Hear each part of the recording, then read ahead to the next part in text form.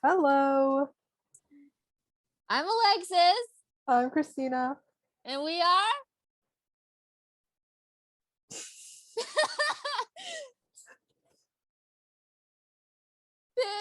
Pretty bad. I'm so sorry. I could not hold that laugh in. That was my fault this time. We actually almost had it if I hadn't burst out laughing. But it's kind of our brand now. We're on episode 5 now. I guess you're right. We don't need to say it at the same time. It's just sort of our brand now. We don't have to say it at the same time at all. It really describes our true chaos, the chaotic behavior that we have here by not being able to have a formal intro. We would be absolutely terrible as K-pop idols. That is so true. The 1, 2, 3, hello, we are, and they all say it at the same exact time. We could never do that. Nope. I would need countless practice and I still wouldn't get it, and then everybody'd be looking at me like again. Like, yeah, again. That was me. Or at least like we probably would get it, and then in front of like some sort of ambassador or like some high profile interview. Yeah, and then we totally mess up and everyone would hate us. I hate it. So this week is a part 2 of last week, correct? We're still reliving the good old days. We didn't have any responsibilities. The good old YouTuber phase was both probably something that we both experienced quite well. Right. I do remember mentioning that. To put it plainly, the YouTuber phase is like, it has many extremes. One of them being like, I guess the gamer YouTubers versus like the crafty ones, or maybe you're into like the makeup ones, or it's just like all of them combined into like one chaotic being. Yeah, or it could be set like in a timeline. Like, who's your first YouTuber that you watched and like kind of subscribed to and would watch once a week? And then you had that moment in time where you had those YouTubers that you were like, I cannot breathe without seeing your videos. So true. Well, how did you start off? What was like, if you remember, what kind of got you hooked? I guess if we're talking about timeline wise, back in 2008, when good old YouTube was a good old young little website. Mm-hmm. I remember I was young and I would watch a lot of Ryan Higa. Definitely watch a lot of Niga Higa. Mm-hmm. I would watch that, and then surprisingly enough, I don't know if this is some sort of deep dark archive in YouTube or something. But my mom used to post. So I used to love Hannah Montana, right? Right. And I used to jump on my bed and sing Hannah Montana songs. And my mom would actually post these on YouTube with no comments. So it would just be a good solid 100 videos worth. And then just me singing different Hannah Montana songs before the whole copyright thing was a thing. So you were a little star on YouTube. I was, but I don't think I sounded very good. I think I still have a video of me singing Hannah Montana in some sort of, it's a good drive, maybe. I would say it's like in one of my old Google Drives. I see. That's kind of cute though, that you liked it that much. Yeah. I think a lot of YouTubers that I watched back then were just, I mean, they were all fun-loving skits. Like, I don't think I ever watched anything like vlogging or anything like that. But I don't know if vlogging was even a thing back then. Back then, it's like you post whatever you do to have fun, you know? Right. How about you? What was your first YouTube experience? I don't remember exactly. I just remember there being like a certain category of people, like back in middle school, like um Zoella, Dan and Phil, Connor Franto, Troy Sivan, like those kind of people.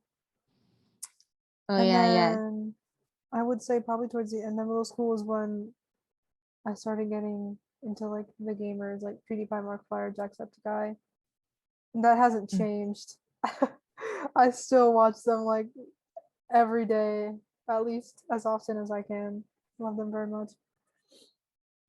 Yeah, I have a complete overlap. Like literally, I had the same face as you had, the same subscribing channels that you had, probably. It was I had a strong British YouTuber phase where I would only watch No, British YouTubers. I think this had to be during high school for me because I feel like it was during that sweet time in high, like it was that good old 2012, 2013, 2014, that good sweet spot of YouTube. yeah, That for good sure. sweet spot, definitely.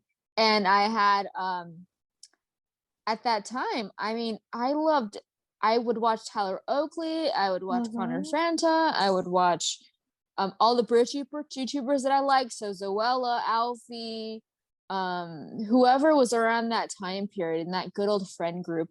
I was also a humongous Dan and Phil stan. Like I had a signed poster of them in my room Really? and I had it framed. Um, I bought their book, their first ever book. I bought Tyler's first book, I think. I had a collage in my room with all my favorite YouTubers that I would post on there. And then I think I had Tyler Oakley also signed poster as well. I had a I would buy merchandise definitely. It was for me, my YouTuber phase was definitely something very important to my well-being in my adolescence. How about you? I feel the same way. Like every summer, at least growing up, because things have changed obviously, but growing up, my sister and I, we would do our entire school year here in America and then spend like all 3 months of summer over in Puerto Rico. So Mm. that's literally all I had with like the really like weak internet connection. The best I could do was watch like semi low quality YouTuber videos, but it like got me through that whole summer. So have like a strong attachment to like some of them more than others, I guess. Like I used to have phases where I would watch like only one person's for like a whole month, like just try to catch up on like everything they've ever posted. And then when Vine ended and then all those people started getting on, like I would follow some of the Viners that I like really loved onto YouTube and I still kind of watch some of those like TMG like Cody and Noel or one of my favorites. His name is Daz Black slash Daz Games, like stuff like that. Big variety. Oh, yeah. Definitely when it came to moments of uncertainty, I felt like YouTubers, I don't know if yeah, probably you probably feel the same way, but I feel like YouTubers kind of gave you a sense of the outside world in like a very interesting way. Like everyone had their own separate lives, but in a way you felt like they were kind of your friends and would show you certain parts of their lives and you get really comfortable with them. Very true. Exactly. Like you would know who they're dating sometimes if they would tell you, and you would also know like their struggles and their and their careers. Like I remember when I first watched Troy Sivan, he was a YouTuber. Like Mm-hmm. Troy Sivan was a YouTuber. He would collab with his friends and he would post little sketches and stuff. And then I remember when his first album came out and I was there, I was listening to it. I was like, this kid is about to get real big. And look at him now. Like he has a career. K-pop idols want to meet him. Like that's so insane to me that when I first watched him, he was literally unknown in a way. which is insane, the power of YouTube. I feel like YouTube has such power over society, and it has a power over, I guess our generation is so engraved in social media and video watching and mainstream moments and popularity. It's kind of insane, don't you think? I agree. I feel like one of the things that always ends up hitting me the most is when you look back on someone that you used to watch like years ago and you see like the way that their projects have constantly been developing and just how many people they end up having like as viewers or as fans, and it's like I like would have never imagined sometimes that it would have been this huge, because like to me, even though they're big, I still feel just as close to them sometimes. So it's so weird that you see like I don't know Jacksepticeye like interviewing like people from Hollywood or something, and I'm like, this man is so much bigger than I thought. He's just like a little man, my little bestie. My little bestie. Yes. Yeah, it's crazy. But I'm glad that the platform exists just because, like we said, we would have never had that sort of solace, I guess you could say, or they would have never had like the careers that they do through it. So, Exactly. I felt that recently when it came to Dan and Phil, because when I first watched Dan, it was 2013. I remember watching Dan first, and then I would watch him collab with Phil, and they would be living together around that time too. mhm. And I would get to know both of them through their videos. And in a way, I sort of felt like I grew up with them as they grew up. I never got a chance to see them in tour or anything like that, because my YouTuber face started to dwindle around the time when they started going on tour in the United States. But I still watch them. Or oh my god, something when Dan came out, I think this was last year, right? Was it last year? It was either last year or the year before. I feel like it might have been the year before. I think I was still in my first year of college. Yeah, I was still in college too, so yeah, it was the year before, I think.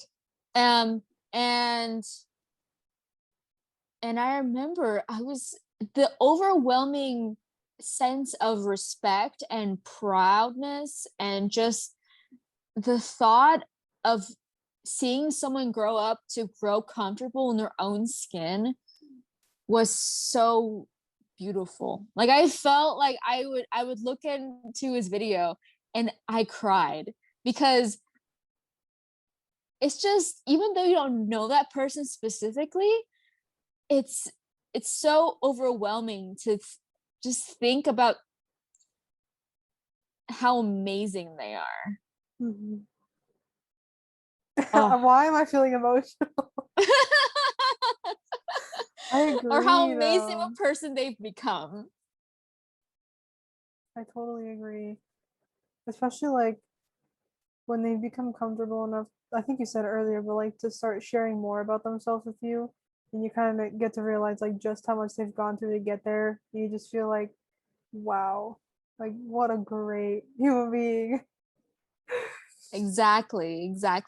And when Phil came out too, like the both of them, when they both came out, it was one of those moments where you knew that they were such a big portion of your life, because you're starting to cry watching a YouTube video about a guy, about two dudes coming out. Like Right. That's the thing. Like sometimes you don't realize just how big the impact is until something like that might seem minor, at least to the viewer. But like when it really hits you like that, you know it's something serious. to tie back to our last episode. So since last episode, I have been rewatching Big Time Rush, like I have been, but just rewatching season 2 and season 3 and moving on to season 4. I've been feeling more, I guess, more nostalgic, but also more like I feel like I've never loved Big Time Rush more than I do right now, which is really, really weird, because when I was around that time period, I was into Big Time Rush. But I feel like looking at from being a 22-year-old is a totally different story, because those boys grew up and are in their 30s now, and they're having amazing lives, and Carlos is married to Alexa, and they have 3 amazing children, and all of them have amazing girlfriends that love them, and it's such a different aspect to rewatching it and listening to the songs again and experiencing the different plot points. And it's really weird, but I feel like I've never been more of a rusher than I am right now. Like, is that weird? I think it's valid though, because obviously when you're younger you can have like a little crush or like be kind of, I guess, infatuated with the group, but when you mature and you kind of like go through life experiences, and then you can kind of relate to them more or understand it, like to the extent that they were trying to get the viewers to understand it. I feel like it's more meaningful now. And also to tie in the fact that it brings in good memories. So it's just a feel good experience, and you actually can connect to them, I guess, in a stronger way. Yeah. It's definitely interesting to look at it in like a current now perspective, It's just it's like my life, even though I feel kind of older watching this and seeing that they are so established now, or they look like they're established now. It's so interesting because my life has changed so much since 2010, 2011. I'm sure yours has as well. Mm-hmm. For sure. Like, what were you doing in 2010, 2011? I was in elementary school. That was literally around the time, because like I used to move around a lot. So I think around that time I had moved into a new house, and I was literally just like chilling at home. I literally don't even remember what my interests were at the time, other than maybe like, do you know the show Bubble Guppies? Yes. I distinctly remember watching that at that time, but I don't really know what else. Because most of my phases definitely started like end of 5th grade into 6th grade, so like all the boy band stuff, mostly because of my new friends who I had made who were into it already and like asked me to listen to the music and like get into it with them. So before then I was just like watching SpongeBob or riding my electric scooter. I remember that. I used to have one that I would ride around the neighborhood. Yeah. Wouldn't you have been in middle school at that time? Yes. I was like 12 or 13. I was definitely like 7th, 8th grade by then. But I've always count myself as kind of a late bloomer. Like, I feel like everyone had their phases early in life, and I usually have my phases later in life, which is really interesting. Like, everyone had already finished their YouTuber phase by like end of middle school, and I had started mine like in 2000 in the sweet spot of 2012 and 2013. So Mm-hmm. I've always been a late bloomer, but I always feel like I've been on time, which is really, really weird. That I feel like my phases have always kind of worked out in the sense that they have kind of jumped into the spot at the right point. I agree with you. Mm-hmm. Because like now that I'm older and people like look back on it and they're like, "Oh, you remember like the 2014 like Tumblr era?" And I'm like, "That's when I had my phase." So it kind of, like, even though I wasn't recognizing at the time that everybody else was, I was like, "Wow, I guess it happened like not at the perfect time, but like at the exact same time as like a lot of other people." Exactly. And also phases, they don't necessarily have a certain point. Like, Mm-hmm. even now you could binge watch a show and then have your phase right now, even though it came out probably 10, 12 years ago.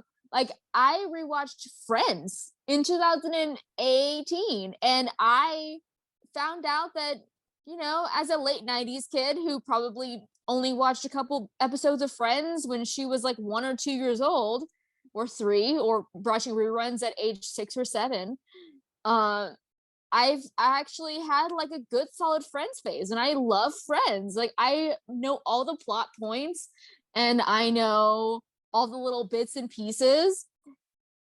And I mean, it's so interesting to people always think that phases are at a certain point. Like they always like, oh, did you watch Glee? Or like Glee, I guess Glee was one, like a good solid phase that everyone probably had at some point. I never had it, but it was like one of those, like, was all your friends were watching. And did you have a Glee phase? My sister did. So I did not, but I had exposure to it through her phase. Oh yeah. And so basically everyone was like, would you watch the new episode of Glee? You know, like they would watch it at the time that it was happening. But I mean, like, you can have a phase of something even like 10 years down the road. Like I rewatched Glee when I was like 2016 because I was so bored during one summer after I came back from college. I think it was my freshman year, and I watched all of Glee. And I don't think I got emotionally invested into the plot, but it's one of those weird things that you can watch reruns of something and then like something way later, and it doesn't require you to get judged for it, which is so interesting. I agree. I feel like it's hard to explain a phase sometimes because like maybe I'll say like I had my directioner phase, but does it count if that like literally made me who I am today because I still listen to the music? Like I feel like Exactly. a phase would be like one and done, but like what do you call it when it like literally is part of who you are right now? Like you still are into that, maybe just not as like obsessively, I guess, as at the time. Yeah, but that kind of goes into the term of the idea of a phase. You can life is kind of one of those things that are ever changing, but every single moment you have is collective and you can keep it in your mind for the rest of your life, you Mm-hmm. know? Mm-hmm. Like, even though I watched Big Time Rush, I'm rewatching it right now and I still love the songs just as much as I did when I was 2010. That doesn't mean my phase necessarily stopped and then restarted. Like I feel like definitely phases aren't necessarily one and done. Mm-hmm. It's that it's something that could be reborn again I agree. or never change at all. Maybe it was always in your heart the whole time, but you haven't been paying attention to it as much as you did back in when you were 12 or 13. Right. Yeah, like it's kind of dormant, I guess you could say, but it's not like it's completely gone. Exactly. And I mean, people, I don't, the idea of people changing is necessarily, it's a concept that needs to be, that it's just, everyone has a different way of interpreting people changing over time, but definitely interests do change and they overlap. But if you find that one song that you liked back when you were like 8 and you listen to it again, you love it just as much as you did when you were 8, it basically means that you always loved it. You just haven't been paying attention to it for so long. Right. Yeah, exactly. Exactly. You're so right.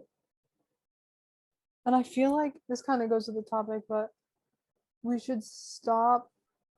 I don't think the word is criticizing, but like kind of poking fun at people who are late bloomers, like you said. Like, let's say, for example, someone like just discovers like anime in 2021 or something.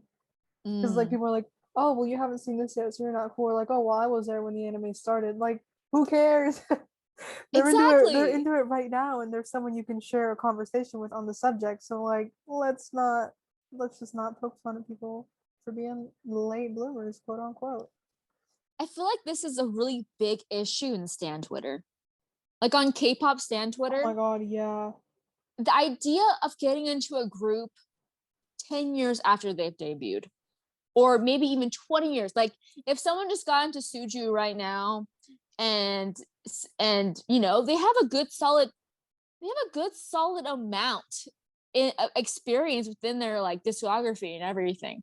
But if someone went to Suju today and said, I'm a new Suju stan, the idea that K-pop stan Twitter attacks people for liking something right now, even though discography has been around for so long, it's so toxic. It's so toxic that someone could just come into a conversation and say, I started this today. I became a Shawl today. Like if a shiny stan came up and said, I became a Shawl today, I feel like that person should be praised for being a Shawl today. Absolutely. You know? Like, I respect people who get into artists or like shows or something like in 2021 and are willing to go through all that, like all those previous years, and be like that Exactly. dedicated to go through like over a decade of content. Like, mad props to you. I don't have the attention span for that sometimes, even though I wish I did. So like, they're legendary. Exactly. I mean, we didn't start at the beginning of Shiny's crystallography. Like we started, I would say a good solid wait, What was 20 um math. what was that, like 8 years in? Yeah, we were about 8 years in. Like a little over halfway, but still so much happened. Like, just there's just a lot of content.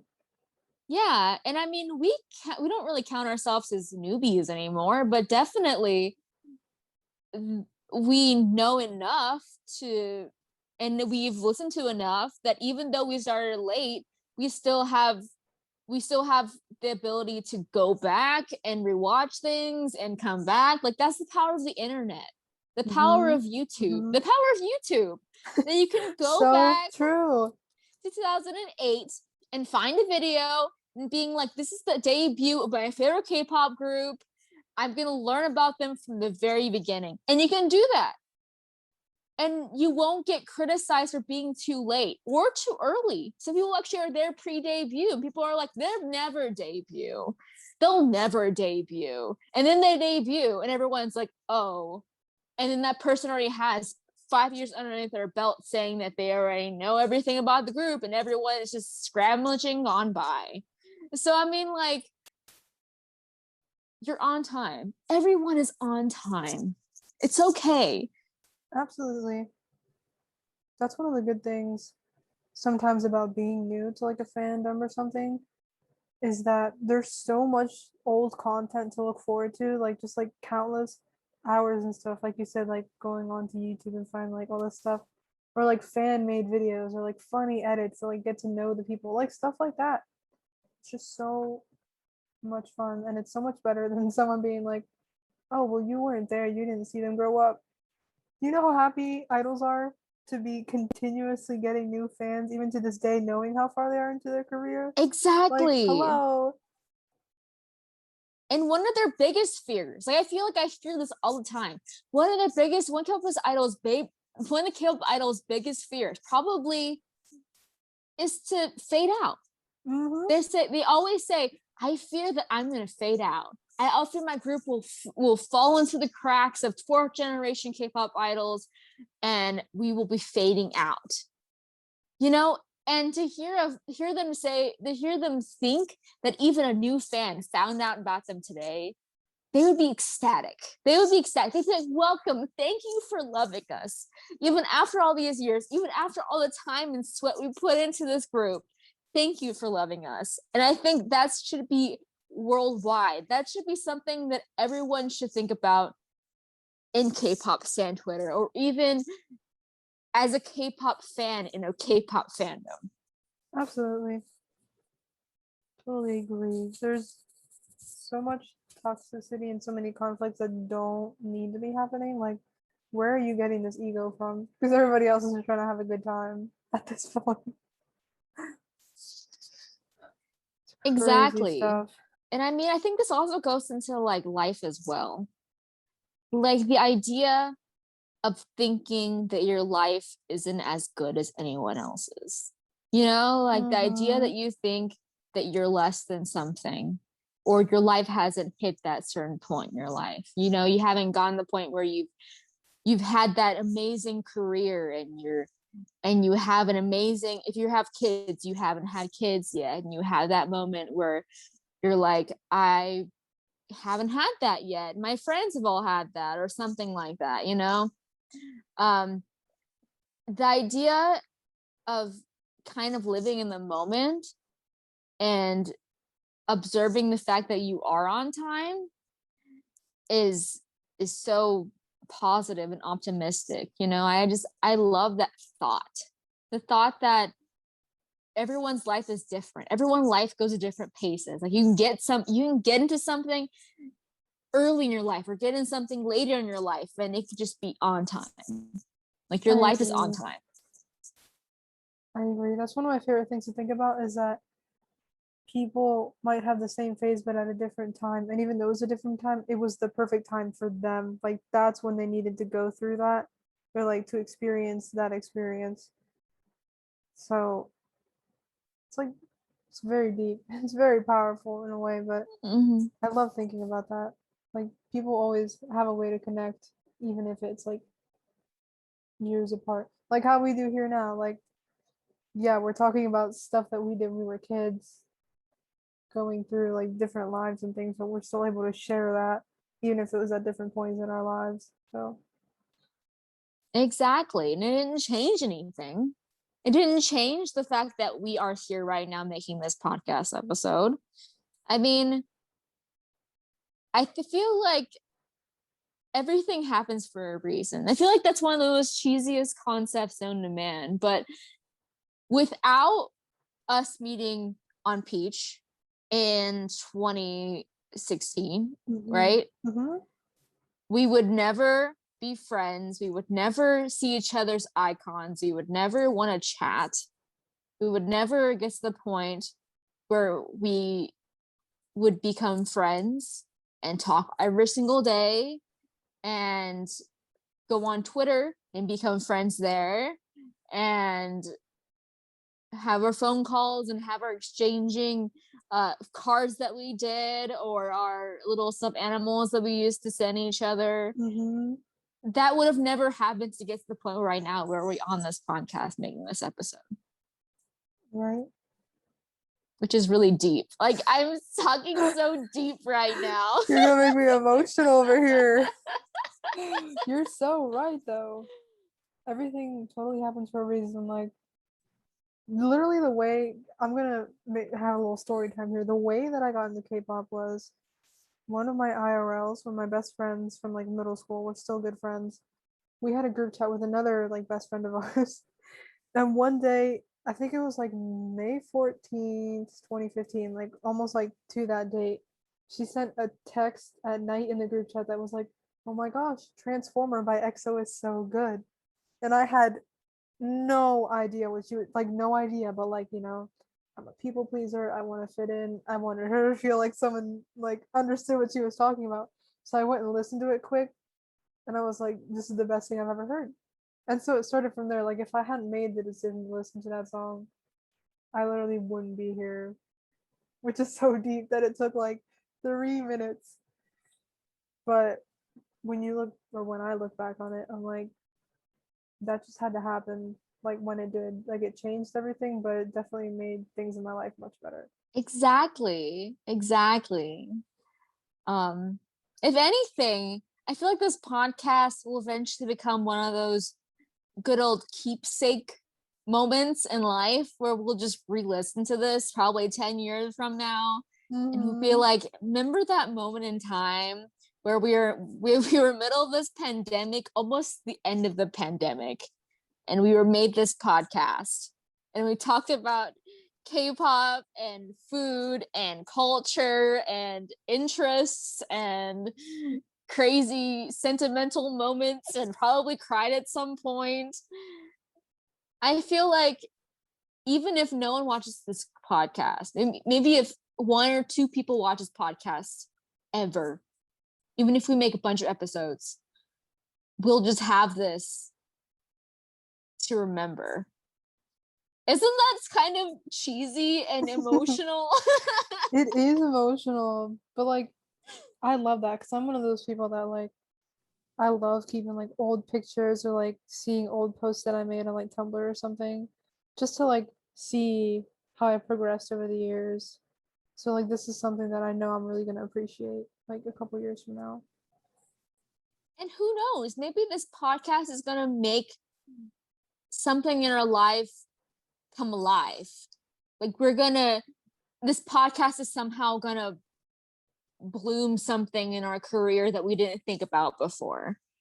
Or I don't know. I feel like I'm going really deep into this, but I'm like, you never know. You never know what this moment in life is going to change. Like in this moment right now, it's going to be so different than what our life's going to be like in 10, 20, 30 years from now, which is insane to think about. Like, I don't think I would ever think I'd be in this moment 10 years ago.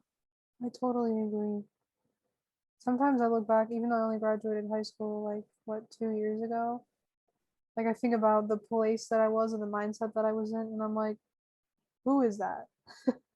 Who I is that? never would have thought I would be here.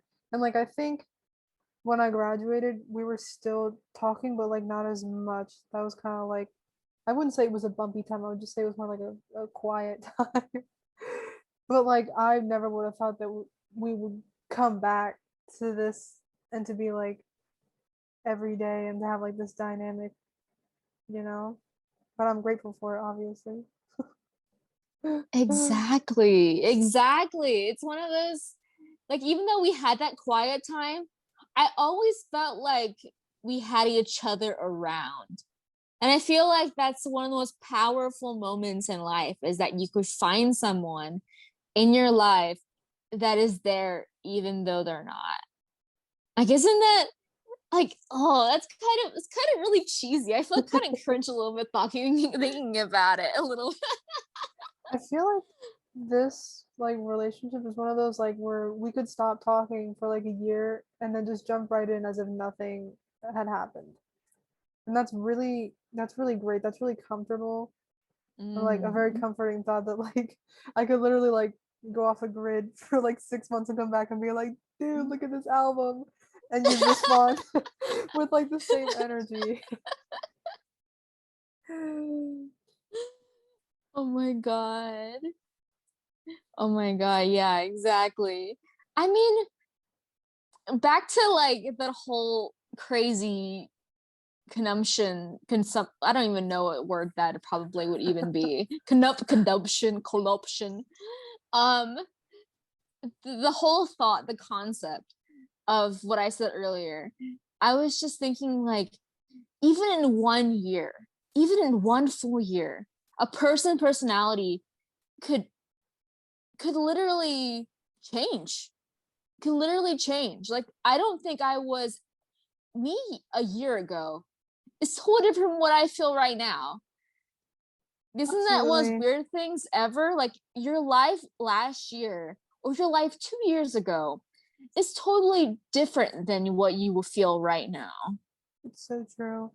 It's kind of crazy. Like I think I forget who I was talking to, but on my birthday, I was telling another one of my friends that like sometimes I use my birthday as a way to gauge the like people that I've grown closer to or kind of grown distant with based on like who sends me a message on my birthday. And it's a weird thing because like I don't need people to send me something, but like some people like it'll be literally like a little bit past midnight, like for you, and you already sent me happy birthday, and I was like, okay, bestie, like hi. Like that means a lot to me. It's like it's just crazy to see how within like it seems like such a long time, but it's also goes by so quick how much stuff can change between people.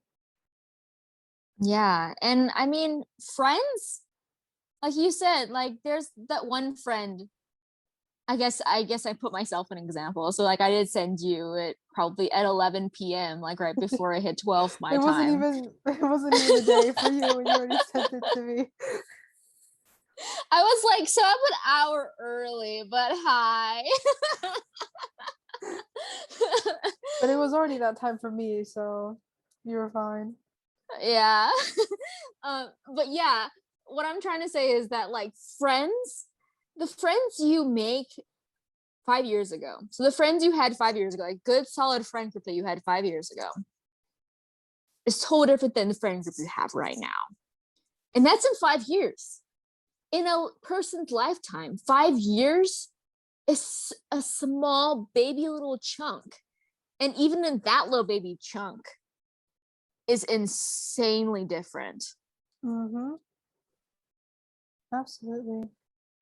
It's so amazing to think about the idea of phases in that it just goes beyond the whole, boy band phase, or goes beyond the YouTuber phase. Like your life in general is in set of phases, and people can come in and out at all times.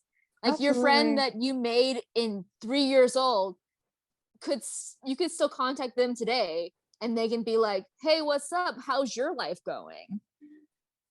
Isn't that, oh my god, life is so weird. Life It is really is. so interesting. Life is a crazy thing. I think I heard this story once. So there was this girl. So she grew up, and during her 20s and 30s, she met this boy, and it was her first love. Okay. And fast forward, I would say she was 70, 80 years old. And she hadn't talked to him or thought about him in years, in literal decades. And she goes, and her family takes her daughters and grandchildren take her to the retirement home because she's starting to not be able to take care of herself anymore. Mm-hmm. And lo and behold, the person that she sees in a retirement home, the first person she sees, is her first love from when she was in her 20s. Oh my gosh, that's emotional. Like, take a moment to think about that, I love hearing stories like that. Like even with like my parents, specifically my mom who moved here from Puerto Rico. Like she literally has this one friend who she had been best friends with, and they lived together on the island. And she moved here and like had me and my sister and like did her own thing. And when I went to college, she suddenly like found her friend on Facebook, and her friend literally lived like 20 minutes away from where I went to school. That's insane. Like literally like what, like 18 years later, and it was like, oh my gosh. So like now they're in constant contact now, and I just think that's amazing how like stuff can be, I guess. I don't want to say coincidental. I feel like that's more like fate sometimes for like best friends to meet each other after they've like had their time to like raise their kids and stuff, and now they can like actually hang out because their kids are out of the house. Yeah. That's so cool. Or even get to the point where you can talk about your kids. Like, even if your kids are still young and you meet a friend that you haven't talked to in literal decades, you can be like, this is my life right now. Look at how amazing my life is right now. And look at how amazing your life is right now. We did that. Like, isn't that so, It's so cool. it's so cool. Just to like see or like be able to share your accomplishments in the future, and like now you have so many stories to tell because you've like been through so much in that time. I know. And even in that decade, probably a person's life has probably changed a million billion times from when they last saw them too. Maybe someone found out that they love a certain career and they went into it and they found out it was amazing and they became a CEO of something, like, and then you just knew them as a person who liked gaming or something, like, it's Right. just, it's so crazy how time changes. Time is so scary, but also so amazing. Don't you think? I agree. Time flies, but I feel like you only realize that once it's gone by, if that makes sense. Like in the moment when you're experiencing something, you're like, oh my gosh, like, can this be over? And then when it's over, you're like, wait, time is just so weird. And the craziness is too, most days are like today. I literally went to work, came home, ate, and I'm on this phone call with you. Like most days are literally like this. Mm-hmm. Maybe you have one event. Maybe you have no events. Sometimes literally just wake up, go to work, come home, watch Netflix, and then go to bed. But in the grand scheme of things, in the look of the idea of a month or a year, so much stuff can happen. that is more than just that day you just literally go to work and go to sleep. You know? So true. That's so insane. Oh my god, I feel like I'm blowing my own mind. I feel like I'm blowing your mind. We're all just blowing each other's minds. I've ascended into another dimension just thinking about time. Exactly. And who knows, maybe in 10 years we may not even have this podcast anymore, or maybe we might still be doing this podcast, or maybe this will just become a relic in the steps of the internet for the rest of time, and we'll just find it. Isn't that so kind of, what are those things that you put into the dirt and you don't look Oh, at like a for time capsule? yeah.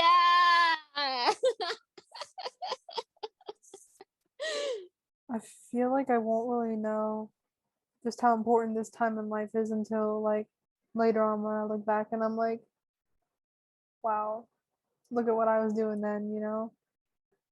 Exactly. Don't And we may realize not even sometimes. like the same things that we liked then. Sometimes it's like simple things. Like for example, what my favorite color used to be versus what it is now, but like what it is now is literally sometimes how people define me, you know? Like those small Mm, things become so important sometimes. blowing my mind.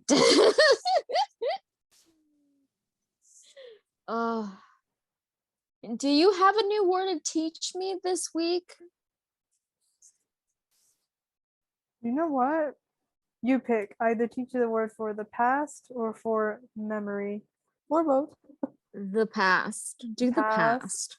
The past is el pasado Is it like vasado or basado? with a P. Pasado. Pasado. Oh, totally different from what I thought it would be.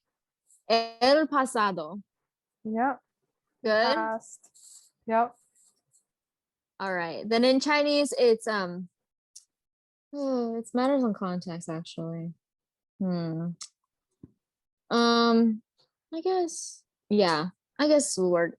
Um, so it's 以前, like a while ago Eat. or a long time ago. 以前. 一天. Mm-hmm. That's Well, it's interesting. 以前, like it goes up. 以前. 一天. Mm-hmm. You can't see me, but I'm Yay! clapping. I can see you clap. It's I'm at the okay. listeners, not you. I know you can see me. Oh my gosh, I just had this really random thought. Do you remember silly bands? Yes.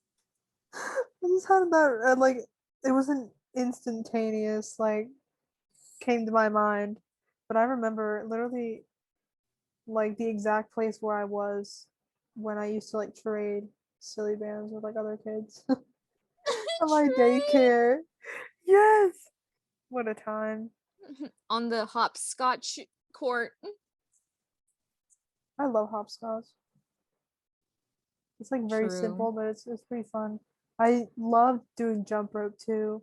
Not like with myself, but like other people holding the big jump rope and like you going in the middle. Oh yeah. Or you know the thing that would go like this, like when you do like a jump rope and then it would go up and down and then you would like try to hop through it, or you try to like go through it. Yeah. Oh yeah. Wasn't there one with two jump ropes that was like double Dutch or something? Yeah. Yeah. I used to be good at it, but I don't know if I could do it now. I'd probably have to like practice a little bit. You know those like really, it made me think of those really cool shoes from like when we were kids. The one with the wheels, Heelys. Oh my god, Oh I my had a pair god. of Phillies. They were purple. They were a little oversized, but I used to use them like in my basement. Oh, I always wanted those. But also, I mean, everyone looks so cool having them. You know, like the wee, then it would like, oh, it was so cool. I always wanted a pair. Maybe when I have an established career, or maybe when I'm a full, a good, decent, maybe 25-year-old or 30-year-old, I'm gonna buy myself a good pair of Heelys, and I'm just gonna go into downtown and just heel, and just go heel across the bend, and watch people just watch me heel, heely with my Heelys, just zoom past them in my Yes. Heelys. Oh my god, you know it'd be perfect? Heelys that have those really, when we were kids, they had those shoes that if you like stomped, they would like blink. Oh my god, yeah, the light up shoes. What if they made Heelys that lit up like that? That'd be That'd be amazing. so cool. I'd buy those. As a full-grown adult, I'd buy those. Maybe even in my 50s or 60s, I'll own a pair. You know? Yeah. I'm still gonna be that grandma that buys like merch. Watch me, and like figurines and stuff. I definitely will. Oh my god, that reminded me. So I think I went to the 17 concert. This was in college, I think. And there was this lady. She was in her like 70s, I swear. And she had full on whole arm sleeves, like both arms, full of K-pop tattoos. Like they were all different groups that she has seen in her lifetime as a 70-year-old woman.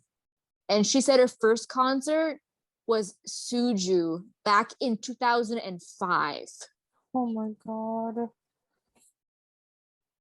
And I swear that woman is all I want to be when I'm that old. I swear. She is my idol. I still think about her daily. She lives rent free in my mind. She pays no dues, no application fees. Oh my She is my god. idol.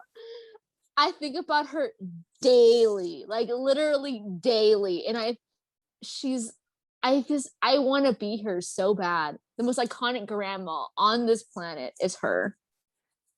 I totally respect, like, I don't want to say old people, just like people that are older in general that are still into like fandoms or like into like certain series and stuff.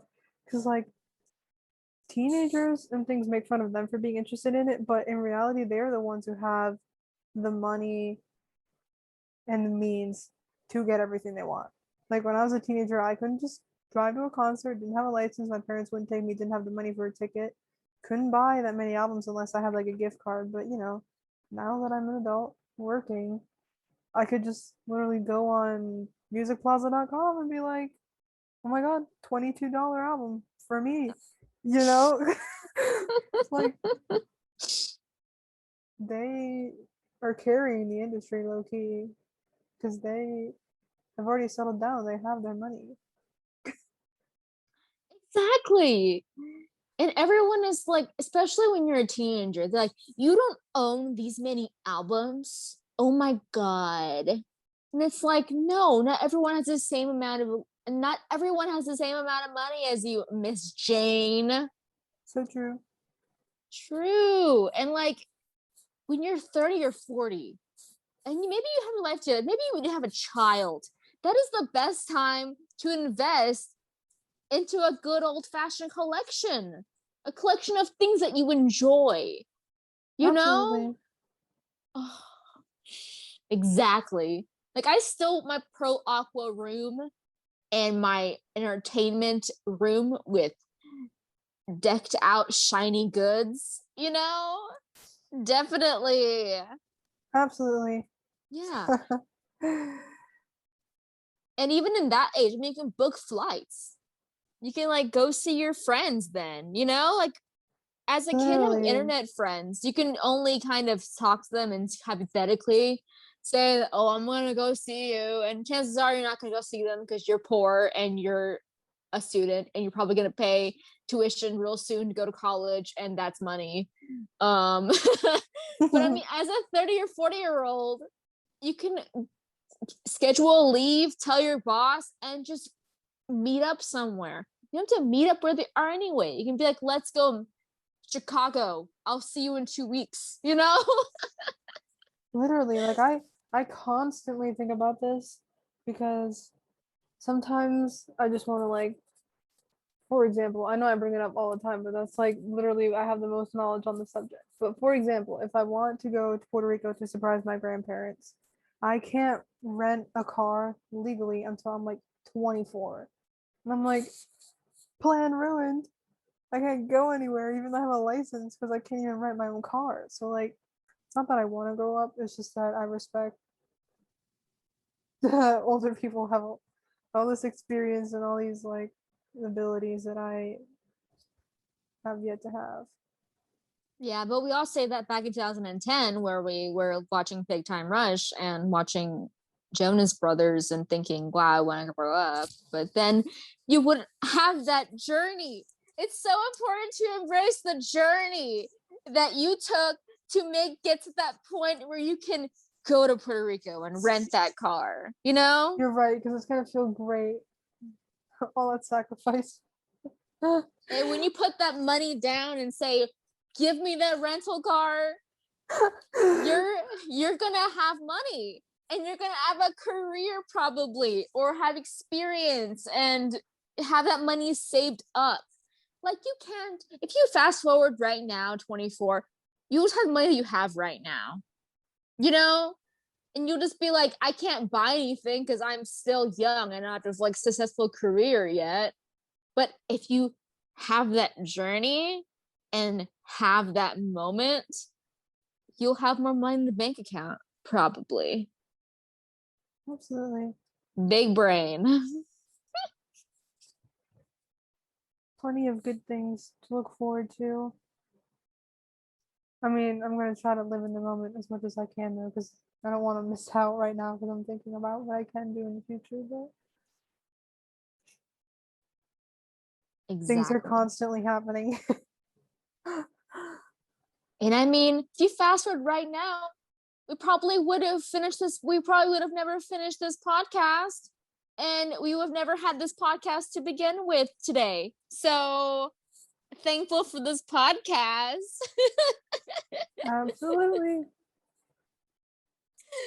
All right, we're gonna just end it here. Thank you, everybody. See you next week. Thank you. Bye.